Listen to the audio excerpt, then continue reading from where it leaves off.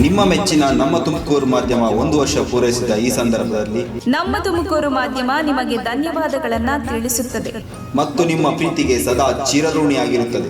ನೀವು ನಮ್ಮ ಮೇಲೆ ಇಟ್ಟ ನಂಬಿಕೆಯನ್ನು ಉಳಿಸುವ ಪ್ರಾಮಾಣಿಕ ಪ್ರಯತ್ನವನ್ನ ನಮ್ಮ ತಂಡ ಖಂಡಿತವಾಗಿಯೂ ಮಾಡುತ್ತದೆ. ಗೆಲುವಿನ ಹಾದಿಯಲ್ಲಿ ಸದಾ ನಮ್ಮ ಜೊತೆಯಾಗಿರಿ. ನಮ್ಮ ಚಾನೆಲ್ ಅನ್ನು ಸಬ್ಸ್ಕ್ರೈಬ್ ಮಾಡಿ.